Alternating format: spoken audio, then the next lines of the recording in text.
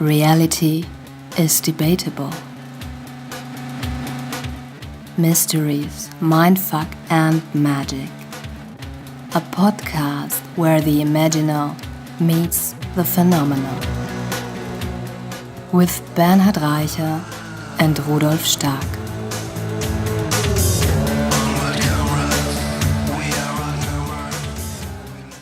Welcome to our first podcast episode in English. On Reicher und Stark, we explore the connections between fiction and reality. I'm Bernhard. And I am Rudolf. Usually, we're doing shows in German language since we are from Austria. But from now on, we will present the occasional interview in English as well to introduce you to a wider range of pioneers on the forefront of consciousness and magic. Our guest today is Betsy Pool from the Federation of Damanhur in Italy, and we are talking about alien abductions, fateful synchronicities, the importance of stories, and the archetype of love. So welcome to our podcast with Betsy Pool. Great to have you here. Thank you for having me. Thank you for having me. You know, we always start our podcast with a glass of whiskey. Oh my God, he's got a huge bottle of whiskey. It's Scottish whiskey. It's whiskey from Scotland. Let's call it this. Oban, 14-year-old. I really like it. It's quite a nice whiskey to start with. If you have no idea about whiskey, I have it's no a good idea about whiskey. Yeah, that's good. I have no idea about whiskey. That's like a good.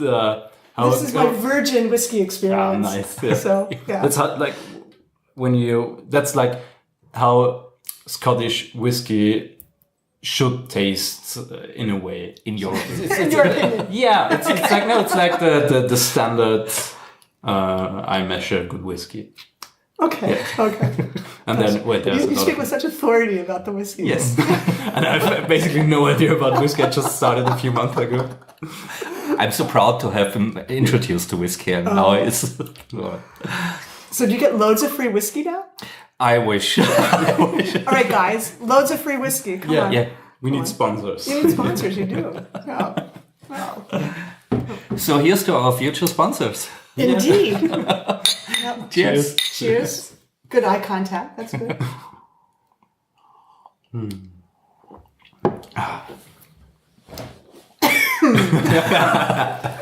Okay. Yeah. Yeah. So only my lesbian friends drink whiskey. I'm sort of seeing why. Okay. It's delicious. Great. Yeah, I like it. It's one of my favorite whiskeys when I'm in a restaurant or something like that. It's open still. Quite a good choice. Great. Okay. So we're here now with you. You are a member of Damanhur and Tamera, two, let's call it societies or social organized communities. Two communities, two alternative communities, I would say. Yes. Yeah, two very different alternative communities. Damanhur is a community that's 44 years old now, going on 44 years old. Tamera is a bit younger than that. And they have two very different missions. So I would say Damanhur's mission is more theurgic. And I would define theurgic as being when we do work in one dimension to affect change from another dimension. And Tamera's work is very interpersonal. So there's a lot of work around free love, meaning love without fear.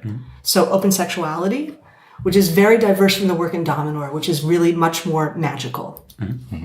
And just for our listeners who don't know it, Damanhur is in northern Italy and Tamera is in Portugal. Exactly. Damanhur is about 40 minutes north of Turin and an hour and a half west of Milan. And we're most famous for having built an underground temple there, which has been called the eighth wonder of the world by many publications. They are, in my opinion. I've been blessed to be there. Yeah. I had the pleasure of hosting Charles Eisenstein there, and I remember Charles standing in the temples going, it's so amazing to stand in something that by all rights shouldn't exist, and yet here it is. Yeah. So, yeah. Yeah, and that's where we two met. Indeed. We did a report for Austrian television, and for Mika, who was guiding us and showing us around, said, "Oh, Bernhard, you're a storyteller. You should meet Betsy." And we had something like 30 minutes or so, and we were like talking at house on fire. Yeah, completely. It was so great to meet another storyteller who has the sense of what stories can do. The importance of story. Yeah. The importance of story. Yeah. Would you give us a quick overview of your development? How did you become a storyteller? How did you go to Italy and to Tamera and so on? Oh gosh. So I think I've been a storyteller not just all of my life, but probably for many, many lifetimes. Mm-hmm. So as a child, I played a lot alone. So I was always building stories with, it might be figures torn out of magazines, but I was always creating story. And I was always very driven by story. And so when I actually began my career as a lighting designer on Broadway. And so as a lighting designer, I'm actually illuminating the emotional journey of a story. Mm-hmm. So you're really taking a story apart at such a profound level to be able to support it as a lighting designer. You really have to understand the underlying. You have to understand. You have to understand the underlying emotional motivation behind every scene of the story, mm-hmm. because you're. My father, when people would say, "What does your daughter do for a living?" Then he would say, "Well, have you ever been to the theater?" And they'd say, "Yes." He said, "Well, did you see what you went there to see?" And they're like, "Well, yeah." He said, "Well, because of what my daughter does, you can see." But it's more than that. Because of the lighting. It's not just turning on and off the lights. Because of the lighting, you can feel what's happening. So you can guide an emotional journey. You can light a scene in one way, and it will give a completely different emotional journey than if you light it in a different way. Mm-hmm. So that was a great training. And then from that, I started to write.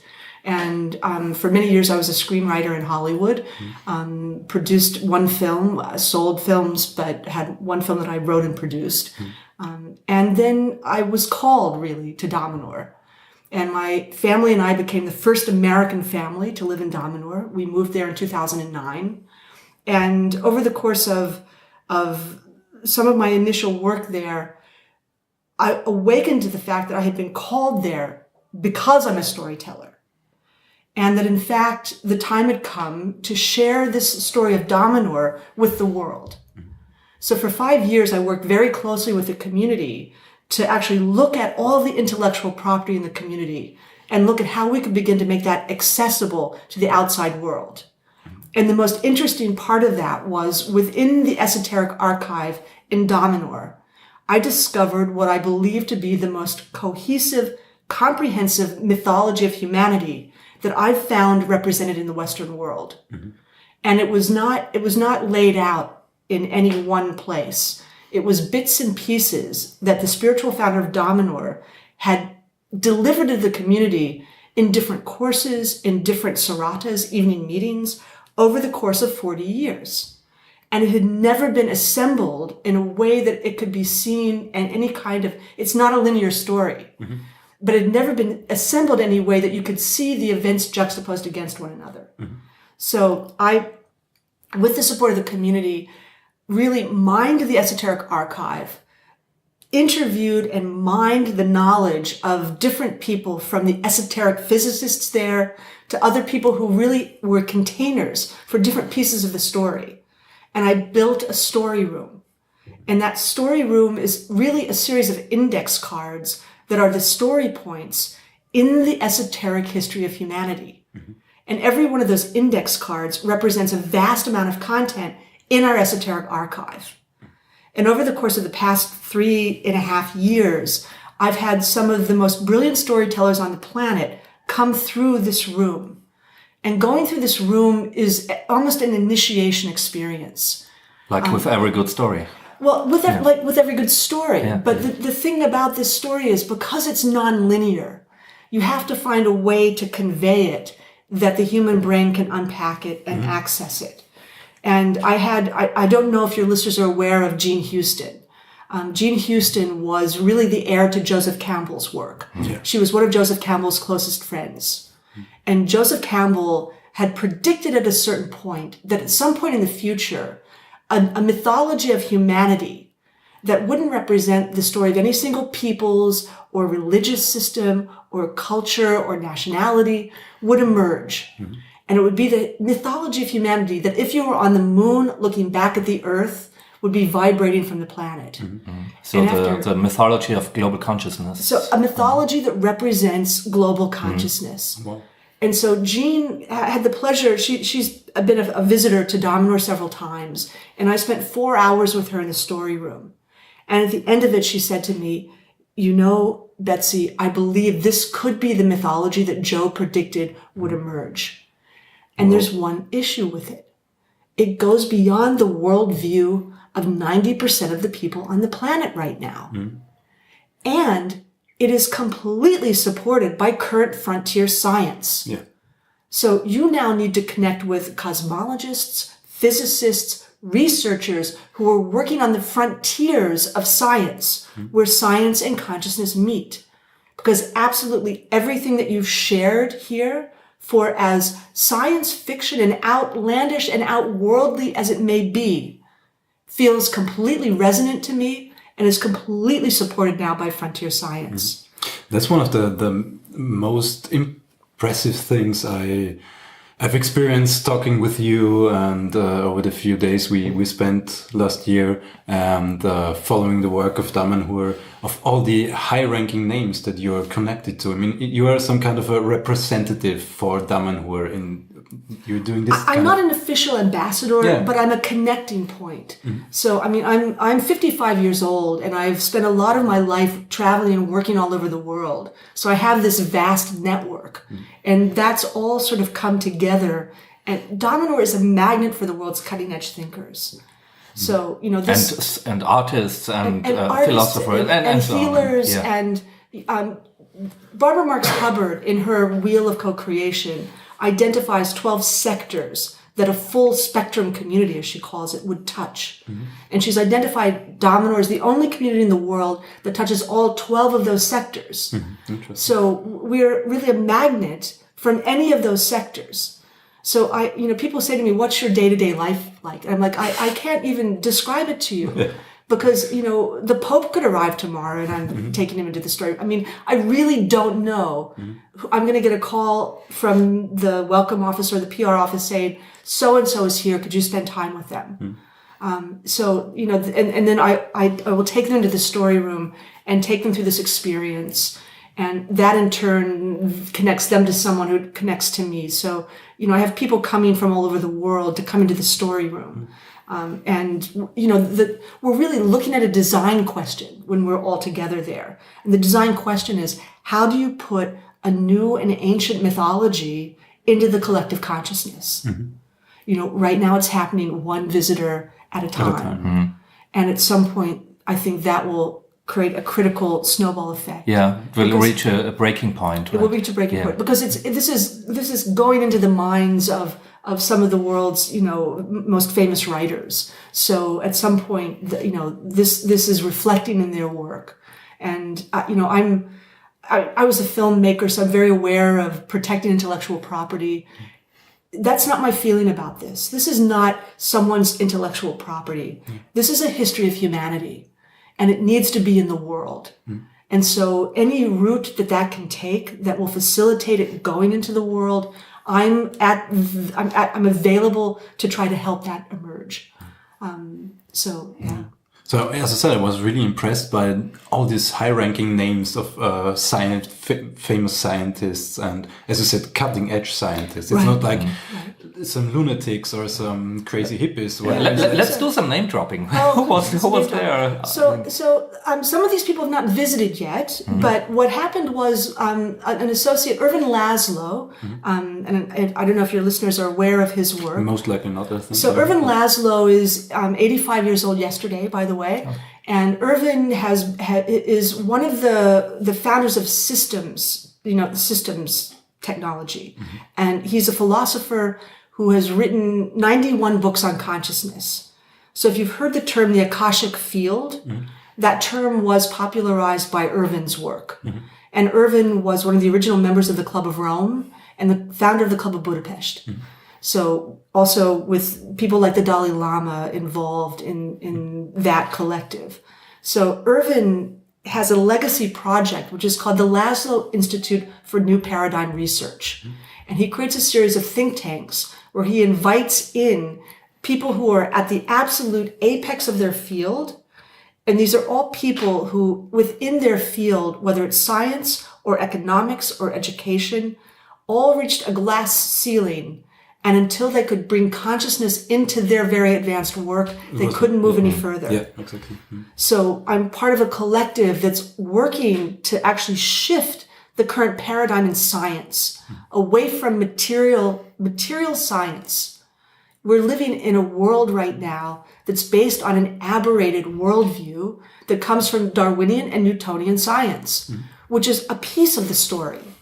It's a piece of the story. Small piece. Very small piece of the story. And, as the world of quantum has become more and more accessible, there's always been this disconnect of why do things at the macro not behave the same way as things at the micro? Well, in fact, they do. We're just looking at them from the wrong perspective to perceive it. So these are scientists who are all rigorous researchers. They're peer reviewed. These are not hacks who are off in their labs by themselves. And in this journey to support my work around the mythology, I began to meet these people. And I was really so blown away by the knowledge that was in this container of people that I was meeting that we created our YouTube series, Confessions of a Time Monk. For every listener out there, just subscribe to Confessions of a Time Monk. You will find the link down in the description. Yeah. So I sit down with these people not to just share their platform and their research, but to understand what catalyzed them to step out of the academic box and out of the existing matrix, if you will, and to pursue the level of science connected to consciousness that they've pursued. So we've had people on the show like Stuart Hameroff, whose work with Sir Roger Penrose has come the closest to identifying what consciousness actually is and how the human biological system and brain actually receive and process consciousness. So, the research that we're exploring is really on the frontier at this point. And it's so much on the frontier that a lot of this research hasn't reached, we're not talking mainstream science. We're talking like what people perceive as frontier science. Even those information haven't received those. There's actually right now, there is a very organized push to get this work into the mainstream. So I'm working with a woman by the name of Jude Currivan. Jude is an Oxford physicist who, from the time she was 4 years old, was having interdimensional experiences. She was the daughter of Welsh coal miners. And when she grew up, she wanted to be able to understand from the perspective of science what was happening to her. And so she ended up getting her undergraduate degree, I think at Bristol, in archaeology. And she began to research the core mythologies of the planet. And that led her into from a cosmological standpoint, that led her into getting her PhD in physics at Oxford. So she's written a recent book called The Holographic Universe in Formation at the Center of Creation. And she's putting forth a highly rigorously researched theory that we live in a holographic universe. So if you think about, I don't know if you're aware of what are called haptic holograms. Yeah. So a haptic hologram is a hologram that has a tactile sense. You can touch it. You can touch it. So if it's a hologram of an apple, you can touch it. It will feel like an apple. It's like the holodeck on Star Trek. Yeah, exactly. And this is really, really a macrocosm of, at the Planck scale, the level at which the hologram is functioning on the level of the creation of the universe. So her work is really seminal in this shift that's happening. And she's on book tour and meeting at universities and putting this out there right now in a very, very organized and strategic way. I'm also reminded of the work of Dean Radin, for example, or Greg Braden, or Nassim Haramein, all of these guys. Nassim's been spending time at Damanhur recently as well. And also looking to visualize what's happening, for example, in a ritual at Damanhur. What's energetically happening. There's an energetic bubble that happens above a ritual, which can be visualized now.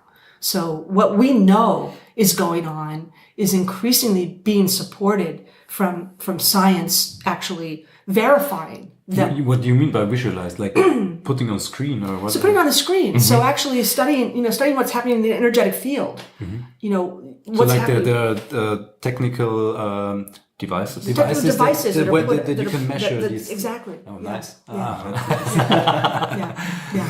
Yes, it's really cutting edge. Yeah. It's and really that's the place where magic, that's part of our work, a lot of where magic and science and creativity, art meet. That's But it's only been probably 3 years. So in the past, we would speak about, so when we speak about magic, we often speak about esoteric physics. Yeah. Because magic is simply technology. We call it magic when we don't fully understand how it's functioning. So part of our research in Damanhur is around actually understanding how the magic is functioning. And so we look at it from the perspective of esoteric physics. And esoteric physics, until about 3 years ago, was a paradigm and a half away from physics. And they've overlapped now. Great. So you told a story about invention or the thing they did at CERN. That was very fascinating because that's how really they could measure how story affects reality. Affects reality, yeah. So I think any storyteller knows that when you're writing, your life starts to emulate what you're writing. Yeah. So, the first thing I wrote was a horror film. And not the best idea. No, exactly. Well, it was very interesting, and that on that particular project, actually, Wes Craven was attached at the time to executive produce it. Wes Craven, really? And Wes said, "I will never do another picture about voodoo because of all the stuff that had happened to him during Serpent in the Rainbow." Yeah. Well, and this particular film was about juju, so it was based on Yoruban magic. Yeah. So during this time, I had a shaman who said to me, "You should not make this film. If you make this film, you will begin to manifest in your life what you've written about." And, coincidentally, my father died during the process of me writing this film, which was very much a central theme in the film. So, I don't feel like my father's death was instigated by the writing, but let's call it synchronicity. The synchronicity, we're in this fractal, interconnected universe, so it's not disconnected. So you're speaking about research that was happening at CERN, and the Large Hadron Collider, the Hadron Collider in between Switzerland and France, and at CERN they had been offline for a period of time because they were upgrading the collider. And when they actually put it back online in, I think it was April now, maybe 2 or 3 years ago, I don't remember exactly, what they were finding, so CERN is an international project. And in order to share their research internationally, they have to story their research. They have to make it accessible for a broader audience. And what they found was how they were storying the research was changing their research results. Okay. So they were going back and I don't have the technical details of this, but they started to call in friends of mine who are storytellers. So a friend of mine, Michel Rayak, who used to be the head of Arte France, the cinema division, had come in, and he's who related this story to me. And what they were finding was how they storied the research was affecting their research results. And they started to play with what kind of story had the strongest effect at the level of the quantum. And what they found was that poetry had the most direct effect. And narrowing that down, haiku. Yeah, the Japanese haiku, which is very mathematically, structurally formulated, but it really is bringing in like a drop of emotion. So there's emotion in haiku. And that was having the most profound effect at the level of the quantum. And for every, it's just mind blowing when I first heard the story of when you told it last year. It was like Bernard and I we were sitting there with you drinking some beer, having some beers, and you told the story, and it was just like a mindfuck didn't even come close. It was like, exactly. Finally, they're getting to it. So the second law of magic is thought creates. Yeah. So if you think about story and narrative, and the implication of this is so profound. If we look at how we're storying our world right now, what is the scope of the motion pictures that we're making right now? The apocalyptic, dystopic work that's going on. Look at what's being reflected in the world. So what is our responsibility as storytellers if we really step into and embrace what this science is saying to us right now? It changes the game profoundly. Totally. I'm thinking of, it may not be historically accurate, but whenever I think of the bards of old, or the druids, going from one court to the other and conveying their stories, it was not at all preserving the memory of the people. Okay, it was that, of course, but I always have the impression they shaped the forthcoming reality with their stories, with the myths they were telling. And that's a bit of the problem when you try to understand cultures dating back a few hundreds or even thousands of years. When you try to interpret their culture from your actual point of view, then you don't get the idea of what those people were doing. Right. It's like you're pushing your worldviews onto them, and you're projecting the presence back to into their times. Right. And that's what Jeff Kripal said once. That's the problem with interpreting UFO experiences and such, because we live in such a materialistic world now, so we try to interpret all these things from our point of view, and by projecting our, they have to be some vessels from outer space or something like that onto these phenomena. No. I mean, I remember as a small child actually seeing, I remember I was taken downstairs on my father's lap for the first moon landing. And I watched this metal thing land on this distant planet, if it even really happened. But I certainly watched it as a child on television. And I was thinking, what archaic technology. Don't they know they can travel? Their energetic lines they can travel through? Why are they going about in tin cans? How old were you? Like 4 years? I was like 3 or 4 years old. I mean, I always had this sense of having an origin that's more from the future. And so often I would have these flashes of, like riding on the subway in New York and thinking, gosh, what archaic technology.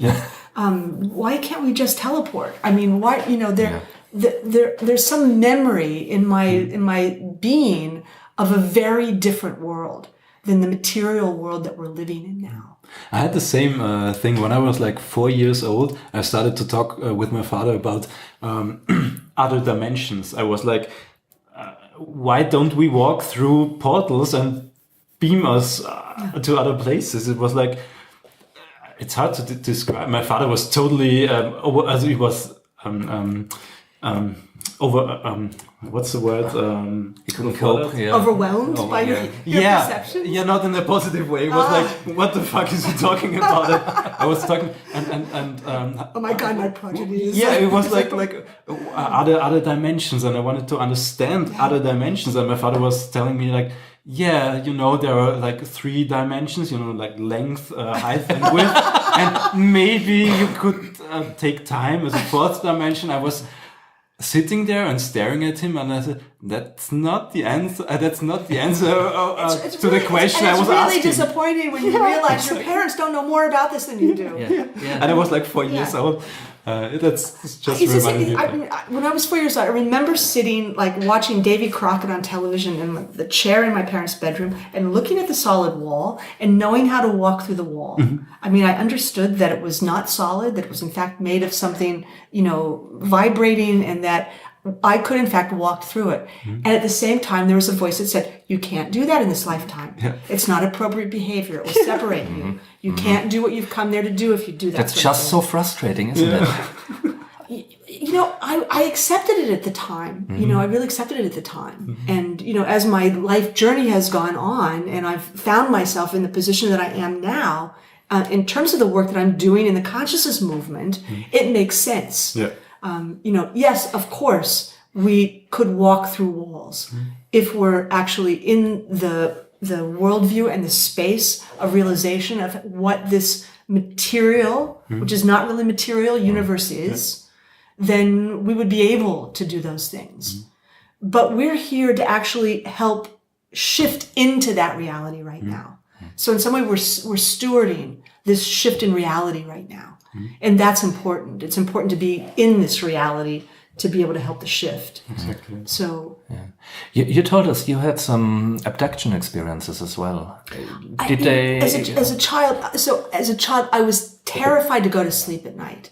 And before I would go to sleep, I would do this incredible ritual where I had all of my toys and stuffed animals lined up. I would kiss each of them goodnight. I had this line of them on the bed. I had a pillow that was triangulated at the foot of my bed. I slept in the middle, only on my back, because I thought this would in some way protect me from what was happening. Like a magic circle. Like a magic circle around me. And so my memories of this, many of which were veiled and came back under hypnosis in around 1997 when I was working with Afton Blake, who's a very well-known hypnotherapist in Los Angeles. What I remembered were these beings who would come and take me out of my room. And as a child, the only thing I had to equate them with was the Witch and the Wizard of Oz. Yeah, because you had no framework. I had no framework to explain them. I didn't see anything else in my reality that was even close. But this green, skinned figure in the Wizard of Oz was as close to these beings in terms of they had a very different color and skin, type. And in my memory, and I had this memory. I remember being taken out of my room. I was very young. I was 4 or 5 years old. My parents were still at the dinner table in the kitchen. And it was if they would stop time, these beings. So I would be led past my parents who were frozen in place. I couldn't call out to them. I couldn't ask for help. I would be taken out. And my last memory before I did the hypnosis was actually the screen door handle on our back door. And I'd be taken out through the back door and any memory I had would be erased from then on. So I was really terrified as a small child as a result of these visitations and abductions. And when I worked under hypnosis, what I saw then was that in fact there was almost like a corkscrew type, it looked like fire, but like a portal that was a corkscrew of fire. And I would be taken through that into some sort of a craft. And so that's the memory that I had. When I was 7 years old, I always had the sense of having another entity, an alien being that was my guardian. And when I was 7 years old, that being arrived and gave me this green powder. So in my hand, it was like Jell-O, like this green powder. And I knew that when I ingested that, these experiences would be stopped. That's so interesting. We've just read a book by Joshua Katchin called A Trojan Feast, and it deals with entity food, he calls it, because in stories of contacts with fairies, aliens, and Sasquatch, most of the time there is a food exchange. Oh, interesting. And the experiences get something to drink or to eat, and most of the time it ends the experience. Oh, interesting. Well, this ended. So I always had this sense as I was being abducted that they were making a huge mistake because I wasn't human in the way they thought I was human. That I was here right now for a very specific purpose. Undercover human. Exactly. Yeah. Yeah. So, I mean, this is my, my crazy childhood, so. When did it end? When you take the green powder. So the abduction experiences ended when I was 7 years old, after I had ingested this green powder. But also my feeling of having this guardian entity, and this guardian entity that I had was really an emanation of love. But I can see this being in my mind's eye, but I can't describe it visually. It's really odd. I have the same, not with when I do magic and I go into trance, I don't see pictures or anything. It's like I get the idea of something, but I don't see it. I can somehow, describe it and not describe it. No, it's in my mind. It's like in my mind's eye. Yeah, I can just like the concept. And you know, I didn't have contact with that being afterwards, and I missed that contact. And interestingly enough, in the past 2 years, we've started to have direct contact. My partner and I'm polyamorous. I have 2 partners, and my partner that I also work with, we actually channel a group of entities that are 12 beings that are non-incarnate, and they live in a dimension where they can be either physical or non-physical. That was would be my next question. First, I find it extremely interesting that you had memories of this, let's call it visitations, abductions, without hypnosis. Because hypnosis is, I'm a hypnotist since, I think 2008. So 9-10 years now. And I have a lot of experience on, the methodology. Thanks, of hypnosis. It's the whiskey. No, it's not. It's a long day now, and English, and because there is not the hypnosis. There are very different types of hypnosis, and there are a lot of issues with the techniques you use and with the methods you use. So there is a lot of things that could go wrong or that could be misinterpreted during a hypnosis session, because it's often pictures that are like some kind of Entsprechung, some kind of a analogies. Yeah, it's something. Sometimes you get an idea of an alien, but it's not actually an alien. It's like as you said, it's something that the best thing you can compare it to. Right. So that's interesting for me from the methodology, from a technical point of view of hypnosis, that you had the memories already before. I had the memories of the 2 different entities before the hypnosis. It's not that something came up during hypnosis where something could have gone wrong. I didn't have the memory of what happened beyond the door. Okay, but that's another level. Yeah. Okay. Yeah. So it's the other interesting thing under hypnosis that happened was that it was supposed to be regression therapy, but I kept just being out of body and traveling and having spiritual experiences. And some of them were non-languageable. And the therapist was very attuned to that. And she said, stop trying to talk, just have the experience. And so during that time, I actually saw myself as actually existing in another reality on a craft that was somewhere in a distant part of the galaxy or something, where there were 7 stasis chambers. And there were 7 entities in the stasis chambers that I understood were incarnate on this planet right now, and that I was one of them. And so my full entity was in stasis, while a fragment of that entity incarnates here with very specific work to do. That would be the next question was, do you think that the entities that took you were like physical beings, like, like the cliche of the alien from Zeta Reticuli or whatever planet you would like the nuts-and-bolts UFO, So what I'd say to you is, when I say there was a craft, I don't remember a physical craft. My last visual of it is actually this tunnel that looks like a tunnel of fire. So I don't have a visual memory of a physical craft. That's because it's also important. I don't know how it is in Italy or in your group, but when you look at the, let's call it mainstream UFO research, which again is already quite a fringe area. But there's like this cliche of like nuts and bolts UFOs and aliens come from other planets. We ignore every point of every idea of consciousness playing a role in that. And so that's why I ask, and that's why I want to mention that. So yeah, as you said, there's this you have to implement consciousness into those experiences, and without that, you can't. And story. All these experiences happen in form of stories. And it was Jacques Vallée who described that the phenomenon may be the same, but the story how we interpret these experiences changes. Or it's like it tugs us along, and it's just a bit in front of us. That what we can understand at the time we're in now, and so we interpret these experiences as contacts with demons, gods, or elves, or it may be the ships in the sky, or nuts and bolts UFOs. And we determine them based on our current worldview. Yes, as well. exactly. So it's framed in something that's our current worldview. Yeah, like every story, you have the narrative that explains something, and if something isn't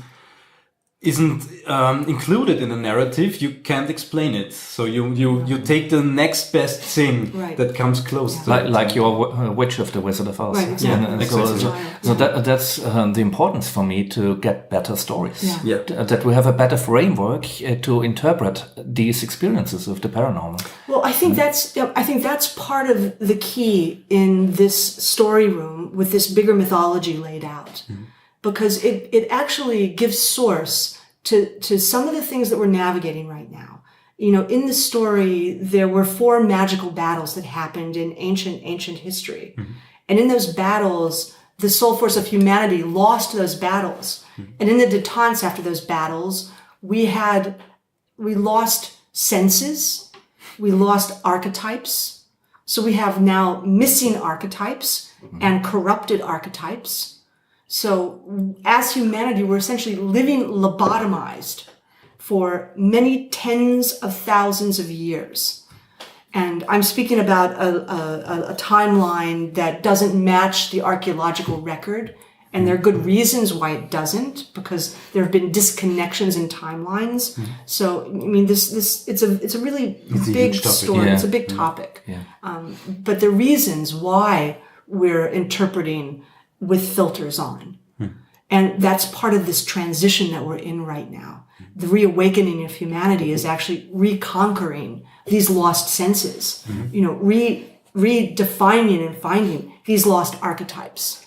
And if we come back to Tamera and Damanhur, these are 2 communities that are actually reviving one of the missing archetypes, which is the archetype of collectivity. As a human species, we're actually meant to be a collective species, not to be living as an individual, marking a path through reality. We're social creatures who were meant to be in collectives.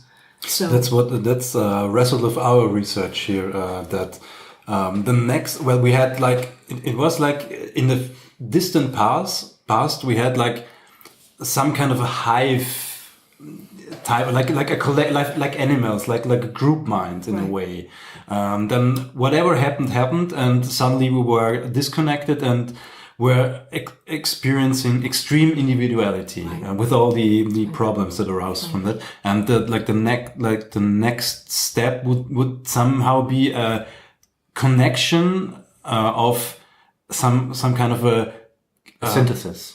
Synthesis of individuality and community I think we're in that transition. I think that's exactly the transition that we're in right now. The collective individualism or individualist collectivism, whatever. It's hard to describe, but it's like a next step in human consciousness. Well, and this brings us back into this idea of storytelling, because we've been living with the Hollywood version of the hero's journey. And the monolith of Joseph Campbell. Exactly. And I loved something that Falco, the spiritual founder of Damanhur, said at one point. And he said, so this, this core story structure, the hero goes out, brings it back to the community, and then he just lives bored for the rest of his life. what kind of a story what's is that? happening next? Yeah. What happens next? Yeah. So we're now, I think, looking at, and I have a very dear friend by the name of Jeff Gomez, who is one of the leaders in the transmedia storytelling world. So Jeff and his company designed the transmedia aspects for projects like Avatar, Microsoft Halo. And Jeff has come into this discourse around what is now the new paradigm of storytelling that steps into the next level from the hero's journey and into the collective journey. Because we're now at a point where our stories are interactive. So it's not just me as a writer defining what the story journey is, but now suddenly my work needs to be immersive and interactive. So and now everyone taking part in it puts into brings their piece into this. It's no longer the lone instrumental. It's the jazz band. Yeah. And so guiding that as a storyteller now, it's such a rich time in terms of bringing the collective story into visibility. It's basically exactly the same results of our research. That's amazing. Yeah. That's what I observe in the last years, that many people I value very much come together and they share their experiences or their research, and they find, we had that too, and we found that as well. So how interesting if we're at a time where we've been doing this individual research and coming to the same conclusions, now if we come together to do the next level of research. Exactly the next step in the story, that now the individual researchers come together and form. So how does Tamera tie in to that great story? We talked about Damanhur quite a lot, but you're also a citizen of Tamera. I'm not a citizen of Tamera, so I'm very active in Tamera. Okay. My husband and I are part of a collective of activists who gather for 10 days every year for something called Global Love School. So Tamera comes into the picture. There was a point in my story with Damanhur where I had been working literally 24 hours a day on how we communicate this reality to the mainstream, to the outside world. I'd found this core mythology, and I had reached a point where I was so burnt out from the work that I decided I needed to step back for 2 years. And so I had the intention of stepping back for 2 years and actually doing my own film work, stepping out of the mission, if you will. And I had gone to a business conference in Ronda, Spain, a business media conference. And while I was there, I met this fellow Austrian of yours, Edgar, and there was an immediate connection. And at that business conference, we were supposed to be creating business plans for a new media company. But on the last day, when I got up to pitch to a series of experts, I couldn't pitch the media company I just spent, 5 days working on. What came out of my mouth was again this imperative that this core mythology of humanity be returned to the collective consciousness. And that night I had a dream. And in my dream, it was 2 years in the future. And the story room had been assembled in an ancient building that I own in the middle of Damanhur. It's a ruin, really. And the story room had been assembled. And there were experts from all over the world coming in to do incubators. And the word incubator was in my head. It was floating in space. I kept seeing this word incubator, incubator, incubator. What is that about? And in my dream, it was lunchtime. And I'm looking at a car from up above, and there are a group of us going to lunch. I see myself outside of my body, and then I'm in my body, and I'm sitting in the backseat of the car. And this person, Edgar, who's also at this workshop, is sitting next to me, and we're holding hands. And I'm like, okay, I didn't tell him that for like a year and a half, but I'm thinking that's really interesting. So the next morning, my husband and I wake up. He's with me at this workshop. And I go downstairs in the hotel, and I find Edgar, the man from my dream, standing at the bottom of the stairs, white-faced, holding this sheaf of papers, and he has 5 pages of very delicately written in English, he's Austrian, but in perfect English, 5 pages that was a channeled message he'd never channeled before in his life. And he's standing at the bottom of the stairs, and he goes, I think this is a message for you.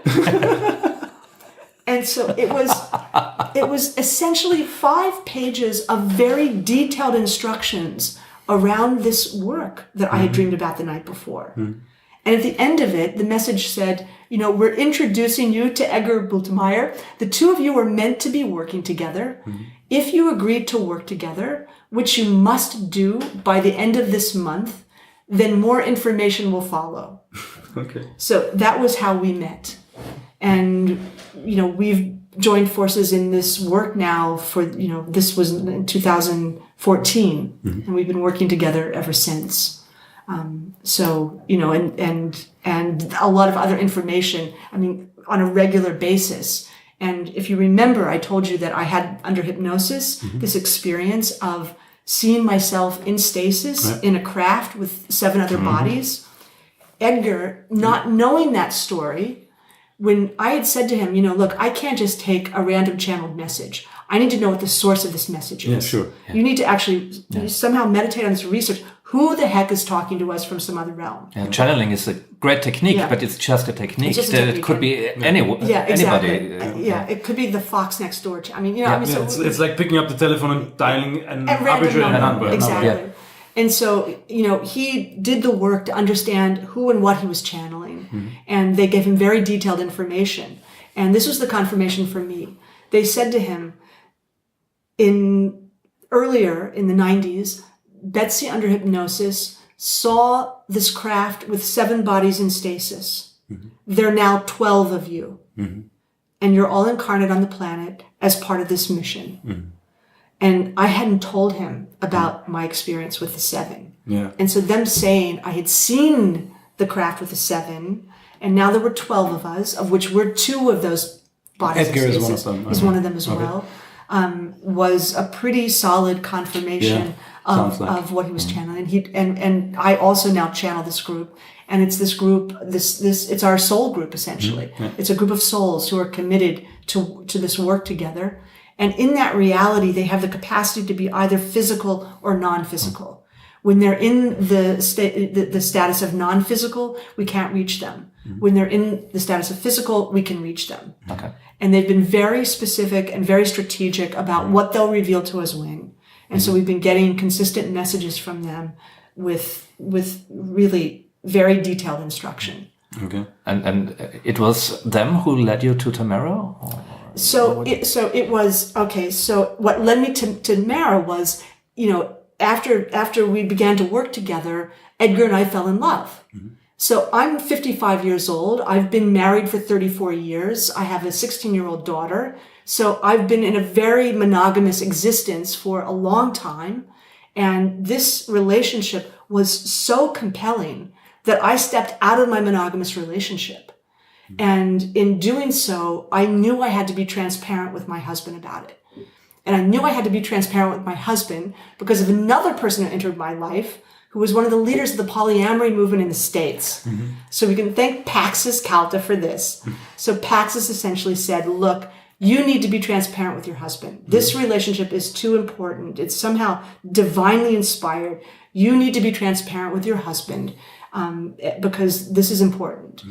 And so my husband and I had a conversation 4 years before, because in our long-term relationship, it hadn't been sexual. Someone upstairs is having a good time. Obviously. It hadn't been sexual for many years. And I had said to him, how would you feel if I had a lover outside of our relationship? And he had said to me, well, given that we don't really have that much of a sexual relationship, I couldn't deny you that. He's 20 years older than I am as well. And so I've been living with this don't ask, don't tell agreement when Edgar and I became involved. And then when I did become transparent with my husband, when I shared this with him, I remember the conversation. He was like, oh, okay. And I'm thinking, oh, that went well. That went really well. Okay. And then the tsunami hit. Okay. And it was 2 years of a Jekyll and Hyde roller coaster where he felt betrayed and all of the emotions that are part of the existing paradigm of relationship he lived. Yeah. That's also part of our work. Like when Bernhard and I were as you know, both living polyamorous too, and we have a huge community here in Graz that you've already met. And it's also like finding a new story for relationships. It's the same thing. There are not a lot of models out there. There are a lot of models out there. And especially for someone my age and my husband's age. I mean, my husband is 74, I'm 55, and now suddenly, I have two partners. And so one of the places that's done this research and work and where there are models is Tamera. And so because they knew us, we were invited to become part of the Global Love School. And it was transformational for us because now suddenly it was normalized. And in the process of doing forum work there, all the stuff that we'd been, going through privately and individually, we could really bring that inner out and make it public and have it mirrored and find healing and solutions for it. And so that was really a seminal and healing journey for us, the first love school. And it just reinforced, the research that we're doing reinforced how profoundly, again, dysfunctional society has defined relationship. And this is, I think, part of this shift in consciousness is understanding that monogamy is certainly a valid path. Sure. And if you look at the story of monogamy, it usually doesn't go so well long term. So are there other paths that can actually be more supportive? And if we're not completely engaged in every movie about betrayal and every song about betrayal and every cultural reference to betrayal and understand that we're not limited beings who can only love one person. Love is not a finite resource. And loving more than one person just creates more of a field.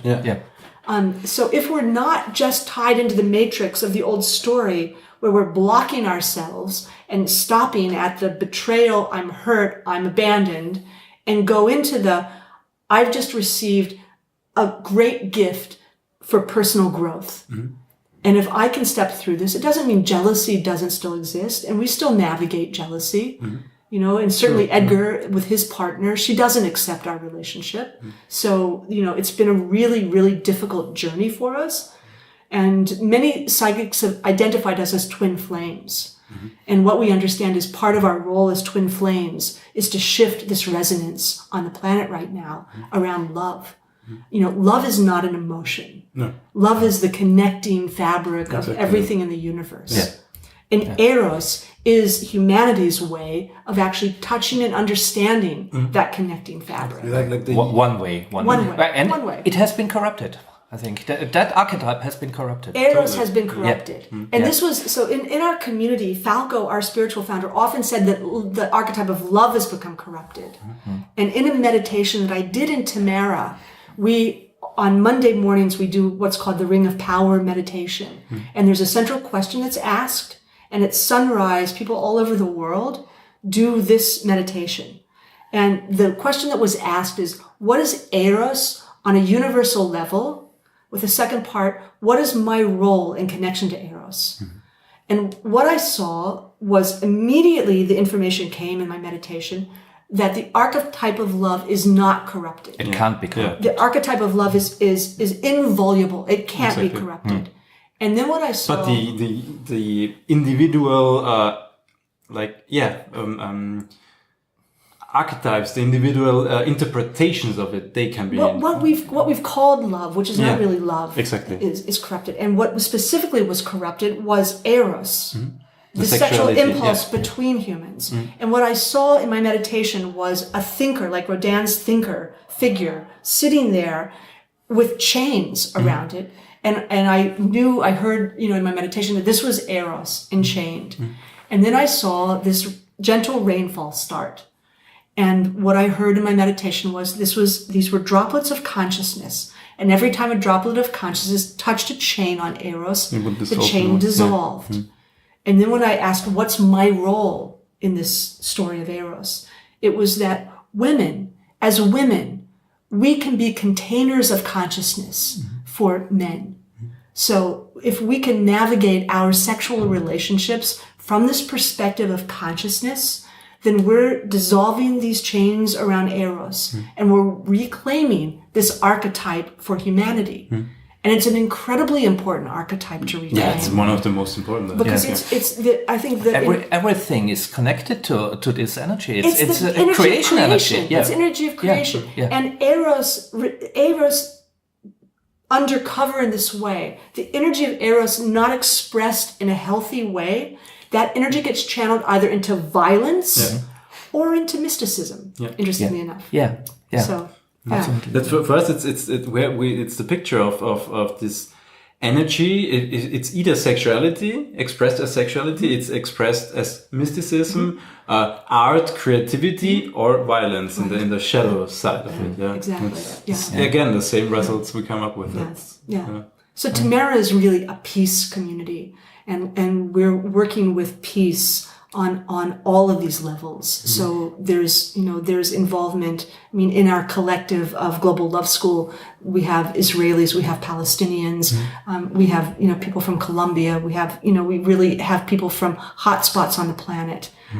Two of the people actually were instrumental in creating the refugee relief at Lesbos. They created Refugin. So, we're not just in Tamera, exploring sexuality. We're in Tamera exploring what peace really looks like. Yeah. For me, there's a very, very helpful model, that of spiral dynamics. Yeah, absolutely. And, you interviewed Don Beck. I did interview Dr. Don Beck. And for people who don't know, spiral dynamics is based on the work of Claire Graves. And Claire Graves was the first social psychologist. And spiral dynamics is based on about 70 years of data collected looking at what behaviors exist within cultures and how that then becomes representative of a worldview. And one of the most significant things that Dawn said to me was, you cannot speak to someone from more than half a level above their worldview. Because they won't be able to hear you. Exactly. They'll sound like you're speaking technical jargon. We'll do a specific show on spiral dynamics. I think it's a great idea. It's a master key. Yeah, exactly. It's one of the main ideas our work is based on. So that's the card or the model I use when I try to get the new stories I'm about to tell. Right. The stories that are important. Right. No. So you have to translate. You really have to translate right now. And this was again Gene Houston's advice. This bigger mythology is not accessible by 90% of the people on the planet right now. And in the channel message that we got, we were told the same thing. People don't have the neurological capacity yet to take this in. We once did a divination work where we tried to see our own future, and the answer we got was basically, we can't understand it yet, because now we don't have the capacity of understanding what's going to happen within the next 4 years. And it was not easy to take in, because the example that the message we were given was like trying to explain a jet a plane to some caveman in the Stone Age. It was like, it's not that you're dumb, it's just you don't have the capacity to understand how a jet plane works. You don't have the context yet. You don't have the context yet. And this is one of the conversations that I'm in often, because, this then causes me to go back and look at this story wall and go, is this history really important? Because when we actually shift consciousness, all of these pejorative things that happened have the potential never to have happened. Yeah, exactly. It's like retroactive magic, where something that has happened suddenly disappears and has never happened. Exactly. So, I think that gives me great hope. And this is also reflective of the work of Dieter Doom and what he's speaking about in his current book, Terra Nova. And we're talking about system change and being able to actually insert new information at the level of the overall system, which then actually has a profound effect on the reality. So that's the power of story, the power of myths, to give us context and to give us meaning and to explain the world. That's one of the reasons why magicians, why I as magician and other colleagues of us, why we deal with all those things, why we are interested in philosophy, why we are interested in comics and science fiction, why we're interested in psychology, whatever you want to get a better in science, in you biology. You need a holistic, integrated worldview. You have to be able to the do more you the work understand, that you need to do. the more influence you can have on reality, Absolutely. the more of reality you can perceive. That's why we call ourselves magicians in Damanhur. What we mean as magicians is that we've studied how the universe functions so that we can actually utilize the laws of the universe to actually work in the direction of the evolution of humanity. You once had a Japanese engineer, one of the most cutting-edge engineers who built all these huge trains. The Shinkansen. So one of the initiatives. So Damanhur also has a center in Japan, and the first time that I was in Damanhur, I was invited to dinner in one of the nucleos, the communal family homes that people live in. And when I arrived there, I was seated beside one of the founders, Fenice, and across from an elderly Japanese man.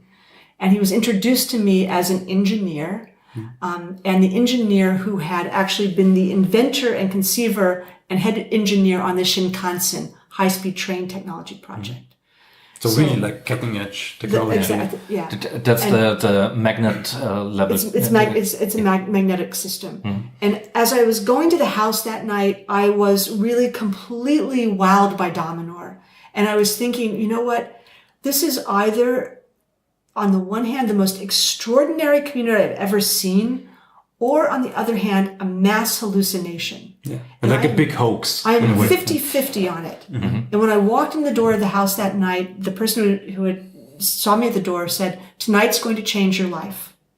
And when I sat across from Makoto, who had a Damanhurian name in his name, Akidna, it's a breed of dog.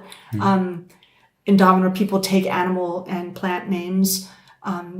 So when he was introduced to me as the head engineer on the Shinkansen project, I had worked for many years in Japan. I have a great deal of respect for this technology.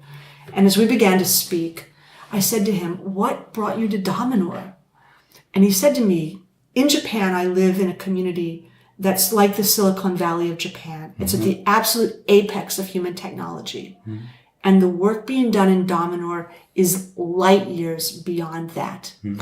Just to give the listeners the scope of what it's not some nut jobs that are like hippies, nothing against hippies, but it's like the absolute cutting edge of humans. The United Nations has called our community a model for the future of humanity. We are a laboratory for research into sustainability, both environmental, social, and spiritual. So we're a giant petri dish where we're doing all of this experimentation, and our kind of litmus test is if it works, it's true. So that's very pragmatic. Yeah. I love that. I love that. Yeah. So, Betsy, thank you so much for being you. here. No, what a pleasure to sit down and be introduced to whiskey. A new part of the story. Indeed. And to every listener out there, be sure, if you listen to this, you are part of the story as well. Absolutely. Yeah. Anyone who's incarnated right now is part of the story. Yeah, exactly. If they want or not. Okay. Yeah, well, thanks. And thank you. Okay, bye. Bye, everyone. Bye. You've been listening to a production by Edition Prequel and Edition Gwydion. Intro and outro songs from the original soundtrack of Pantherion. Lyrics by Jörg Vogeltanz. Music by Christian Gschier. Text by Diony. More mysteries, mindfuck and magic at YouTube/reicherstark and www.reicherundstark.at.